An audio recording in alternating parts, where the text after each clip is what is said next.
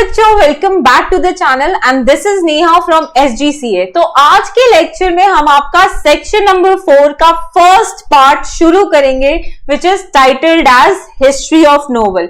अब बच्चों यहाँ पे ये ऐसा टॉपिक है, ये ऐसा चैप्टर है जहां पे एक आपको सिर्फ जनरल नॉलेज मिलेगी, नोवेल के बारे में अलग अलग चीजें जानने को मिलेगी, उसके हिस्ट्री को जानने को मिलेगा। इसमें आपको कोई स्टोरी देखने को नहीं मिलेगी, कोई कैरेक्टर्स नहीं देखने को मिलेगा।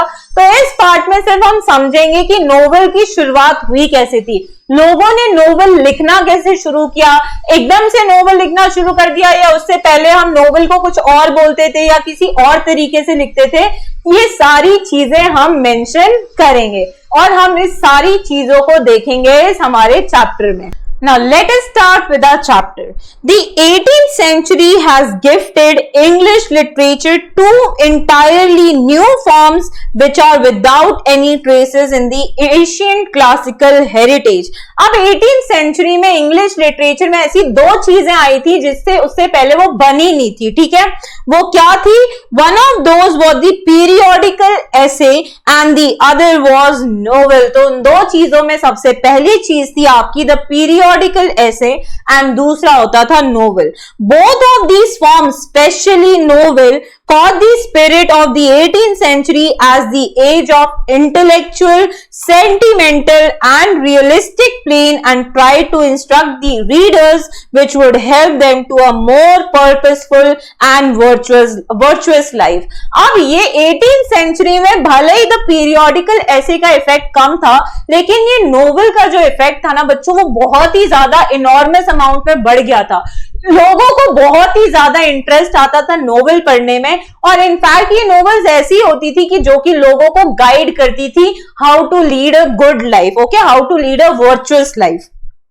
Since the time of its origin, novel has been gaining popularity and growing gradually. तो जब से ये नोवेल का कंसेप्ट चालू हुआ है ना, ऐसा नहीं कि कभी भी इसका ग्राफ नीचे ही गया, हमेशा इसका ग्राफ धीरे धीरे टाइम के साथ ऊपर गया है। लोगों ने नोवेल प्रेफर करना शुरू किया है और इनफैक्ट जो शुरू कर देते हैं वो उनको रीडिंग एक इंटरेस्ट मिलता है जिसके वजह से वो नोवेल और ज्यादा पढ़ते रहते हैं। Today it is recognised as the most dominant literary genre. आज के इंग्लिश के लिटरेचर में इसको सबसे ज्यादा मोस्ट डोमिनेंट, जिसका सबसे ज्यादा इफेक्ट हो, उसको माना गया है नोवेल को, okay. A novel is relatively long narrative fiction which describes intimate human experiences normally in a prose form. तो अब नोवेल होती क्या है बेटा?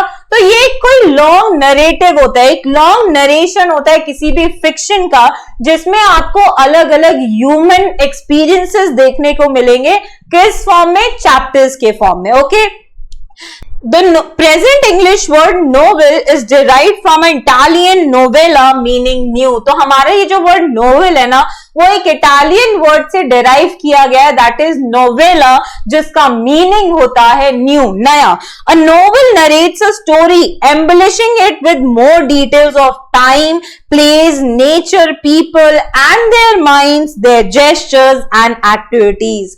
तो नोवेल एक ऐसी चीज है जहां पे एक स्टोरी को नरेट किया जाता है, लेकिन उसमें हर एक डिटेल पे एम्फसाइज किया जाता है, चाहे वो टाइम हो, चाहे वो डेट हो, चाहे वो प्लेस हो, या उस टाइम पे लोग जो उसमें कैरेक्टर्स हो उनका सेट ऑफ माइंड्स कैसा था, वो क्या कर रहे थे, वो कैसा जेस्चर कर रहे थे। कहने का मतलब कि हर एक डिटेल को यहाँ पे एम्फेसिस के साथ एक्सप्लेन किया जाता है। It presents the picture of a society of that period. Novel makes life easier to understand than in drama and poetry. तो मतलब हर एक डिटेल दी जाती है तो इसका एक्सप्लेनेशन भी बहुत ज्यादा इजी हो जाता है। In modern era, novel has adopted literary prose. तो आज के टाइम पे हम इसको एज ए लिटरेरी प्रोज पढ़ते हैं। जो भी आप बुक्स देखते हो अलग अलग राइटर्स की, तो एक्चुअली आप कुछ और नहीं, आप नोवेल ही रीड कर रहे होते हो, ठीक है। अब इसकी थोड़ी हिस्ट्री जान लेते हैं।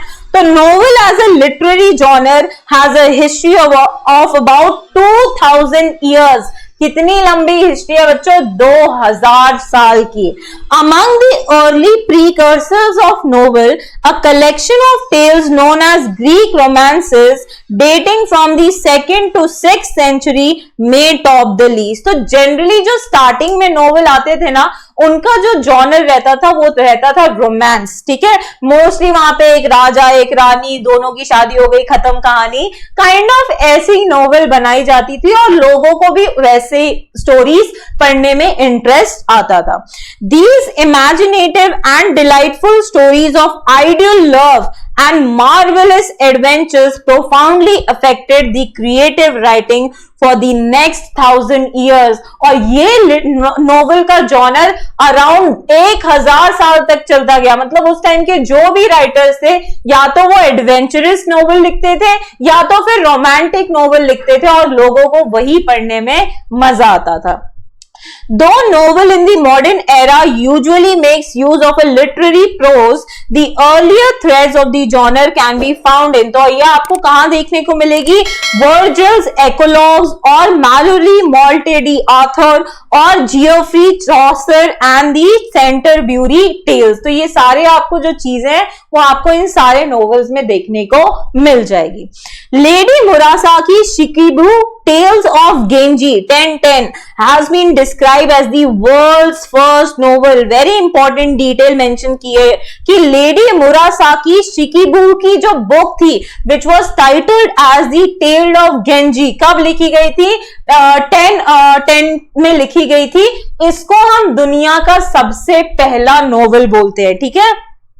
The European novel is often said to begin with Don Quixote by Spanish writer Miguel de Cervantes, which was published in 2 parts between 1605 and 1615। ठीक है, तो नेक्स्ट जो आपकी नोवेल आई थी यूरोपियन नोवेल, जो कि एक स्पेनिश राइटर द्वारा लिखी गई थी और वो 2 पार्ट्स में लिखी गई थी। एक पार्ट आई थी आपकी 1605 में एंड दूसरा पार्ट आई थी आपकी 1615 एज में, ठीक है। In the 18th century, the appearance of newspaper and magazines attracted a large number of readers from the middle class। अब बेटा उस टाइम जो नॉवेल्स बुक पब्लिश की जाती थी ना, वो सिर्फ अपर क्लास के लोग अफोर्ड कर सकते थे। तो 18th सेंचुरी में हमारी इन्वेंशन आई किसकी, प्रिंटिंग मशीन्स की, जिसकी वजह से मैगजीन्स छपने लगी, न्यूज़पेपर्स छपने लग गए, जिसकी वजह से क्या हुआ, लोगों को स्टोरीज मिलने लगी सस्ते पैसों में। मतलब कितना ही आएगा, नोवेल का प्राइस कंपेयर करो और न्यूज़पेपर का प्राइस कंपेयर करो, आज भी उनमें बहुत डिफरेंस है। तो मिडिल क्लास के लोगों के बीच में ये मैगजीन्स और ये आपके न्यूज़पेपर्स फेमस होने लगे, मतलब वो ज्यादा चलने लगे। These new readers had little interest in romances and tragedies which were appreciated by the upper class। तो अपर क्लास नॉवेल्स पढ़ते थे तो उनको रोमांसेस और एडवेंचर्स अच्छे लगते थे, लेकिन नॉवेल मिडिल क्लास को पढ़ने का ही मौका नहीं मिलता था तो वो अप्रिशिएट भी नहीं करते थे।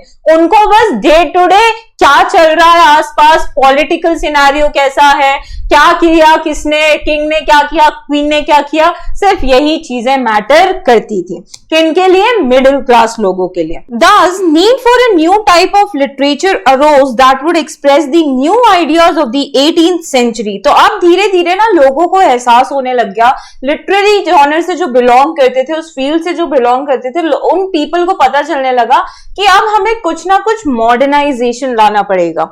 The 18th century new literature was characterized by the spirit of realism and denial of romantic features like enthusiasm, passion and imagination। अब जो 18th century के लोग थे ना, उनका जो इंटरेस्ट था वो रियलिज्म की तरह ज्यादा बढ़ने लगा। एंड जो पहले जिस फील्ड में वो इंटरेस्ट लेते थे, that is enthusiasm, romances, adventure, अगर मैं एक उनको नाम दूं तो फिक्शन, तो फिक्शन में से उनका इंटरेस्ट अब खत्म होने लगा और रियलिज्म में उनका विश्वास अब ज्यादा बढ़ने लगा। The foreground for the novel was prepared by all these factors. After 1740 novel originated as the literary form in England and thus your novel was originated. और कब ओरिजिनेट हुआ था? 1740 में।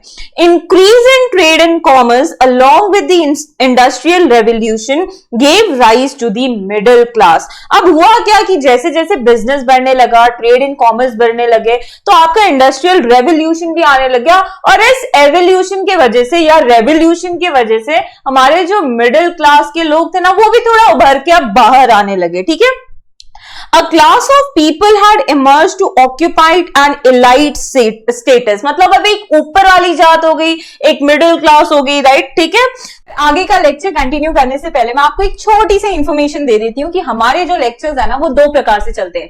एक यूट्यूब सीरीज जैसा कि आप अभी हमें देख रहे हैं, एंड दूसरा प्रीमियम ऑनलाइन लाइव क्लासेस। आपकी प्रीमियम बैचेस ऑनलाइन Gmeet में ली जाती है, जहां पे आपको फैकल्टी से फेस टू फेस बात करने का मौका मिलता है, एंड दूसरी इंपॉर्टेंट इंफॉर्मेशन की आपको ऑनलाइन बैकअप भी प्रोवाइड किया जाता है। इसके अलावा आपको ये सारी फैसिलिटीज प्रोवाइड की जाती है in premium batches. So SGCA provides you with various courses such as 11th, 12th, BCom and CA Foundation. So for admission and more details, you can either call or WhatsApp on the number shown on the screen. तो चलिए फिर आगे का lecture continue करते हैं। The realistic picture of everyday life and problems of common people depicted in the novels appeal to a newly educated class and was regarded by them as respectable reading material. अब जो हमारी novel बनने लगी ना 18th century के around, वो कैसी बनने लगी? मिडिल क्लास लोगों के लाइफ के बेसिस पे, मतलब रियलिटी में क्या होता है, कैसे वो जिंदगी काटते हैं, उसमें वो क्या क्या प्रॉब्लम सॉल्व करते हैं या कैसे उनसे डील करते हैं, इन सब पे अब हमारी नोवेल सब लिखने लगे। क्यों? क्योंकि अब मिडिल क्लास का जो नंबर था, उन पीपल का, उस ग्रुप का जो नंबर था, वो अब बढ़ने लगा। तो जो लिखते थे बुक्स, जो नोवेलिस्ट होते थे, वो भी सोचते थे उनका टारगेट ऑडियंस मिडिल क्लास है, इसलिए वो वैसी बुक्स लिखने लग गए। Thus, novel as a form appear to have been designed for both to voice the aspirations of the middle and lower classes and meet their longings। तो लोग अब इनकी भी प्रॉब्लम समझ के इनके लिए भी नॉवेल्स लिखने लग गए। The advent of machines provided time to the newly formed educated middle class to indulge in reading and discussion about the books। तो इसके वजह से ये जो प्रिंटिंग मशीन थी, इनका जो इन्वेंशन हुआ, इसके एडवांस की वजह से नंबर ऑफ प्रिंटिंग्स भी बढ़ गई, प्रिंटिंग का तरीका भी बढ़ गया, and more people indulged in reading novels. Drama and poetry were the two literary forms that were fading away. तो उस टाइम पे जो ड्रामा होते थे, वन एक्ट प्ले होते थे, और पोएट्री वाला जो लिटरेरी होता था, वो धीरे धीरे खत्म होने लग गया और नोवेल अपना जलवा दिखाने लग गया। Novel was the combination of some features of drama and poetry, some new more features were added. तो काइंड ऑफ क्यों ड्रामा और नोवेल खत्म हो गया? आज लोग स्मार्टफोन क्यों यूज करते हैं इतना? क्योंकि आपका स्मार्टफोन एक ऐसी चीज है जो 100 चीजों का काम करे, जैसे कि अलार्म क्लॉक, पोस्ट कार्ड का काम करता है, किसी से बात करनी है तो मतलब अलग टाइम दिखाने का, घड़ी का काम करता है, मतलब एक ही चीज अलग अलग काम करता है। वैसी जो पहले ड्रामा एंड पोएट्री अलग अलग हुआ करते थे, अब उनको नोवेल में इंक्लूड कर दिया, इसलिए लोग अब नोवेल पढ़ना प्रेफर करने लग गए। It became the prominent form in the 18th century by encompassing the social, political and cultural happenings and scientific progress। तो अलग अलग चीजें हमारे नोवेल में इंक्लूड की जाती थी ताकि लोगों का ज्यादा से ज्यादा इंटरेस्ट बढ़ सके नोवेल में।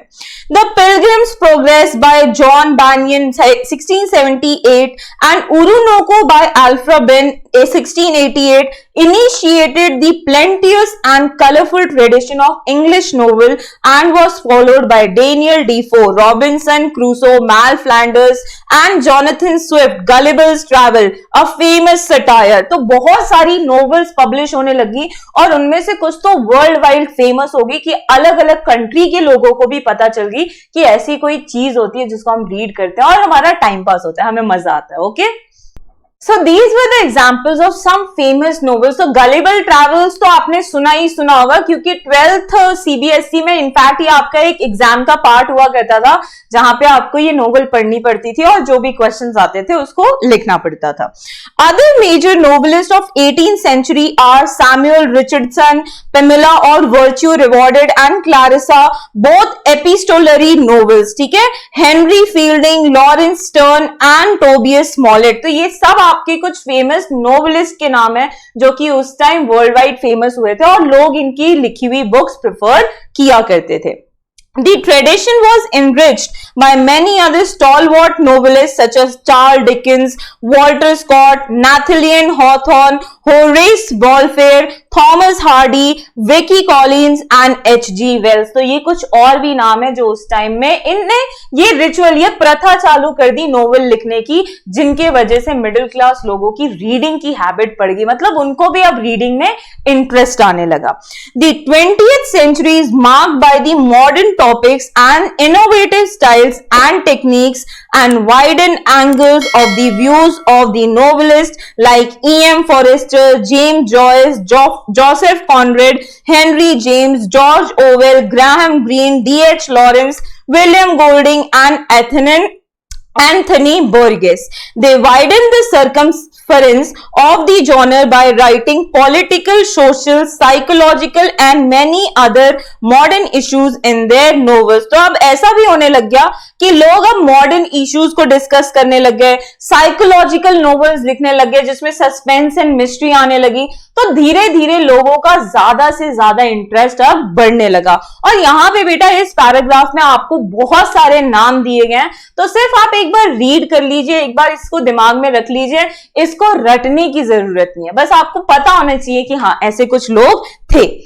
There are immigrant authors like Salman Rushdie, India, V.S. Naipaul, Trinidad, Kazuo Ishiguro, Japan and many others. तो बहुत सारे आपके अलग अलग नोवेल्स थे, नोवेलिस्ट के यहाँ पे आपको नाम मेंशन किए गए.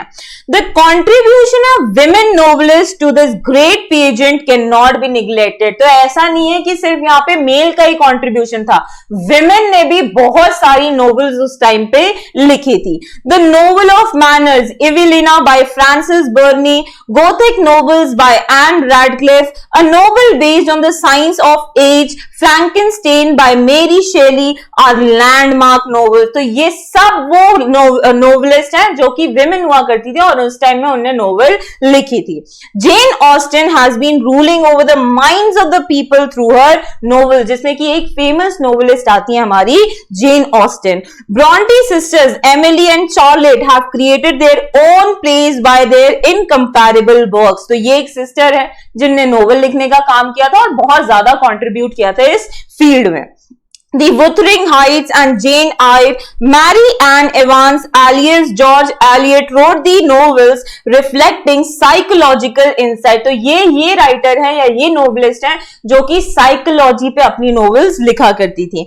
Virginia Woolf is the pioneer of the stream of consciousness technique in English novel.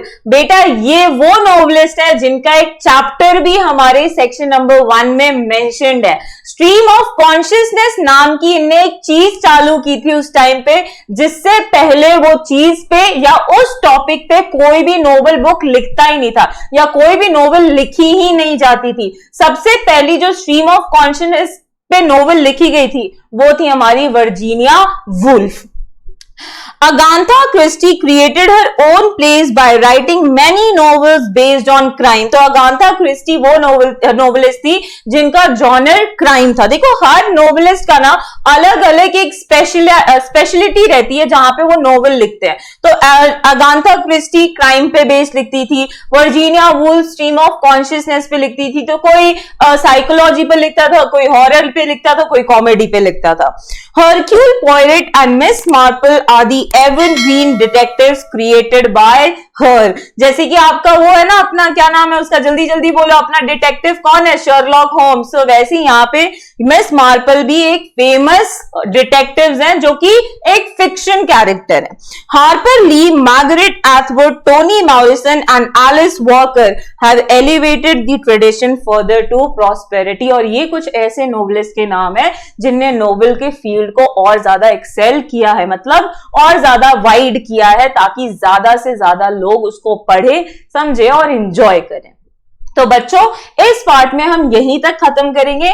Next lecture में we will continue with the lecture. So bye for now. If you really like the video, do hit the like button, subscribe for latest notification और अपने ज्यादा से ज्यादा friends को share करिए। और जो भी पार्ट आपको सबसे अच्छा लगा हो हमें कमेंट में बताइए।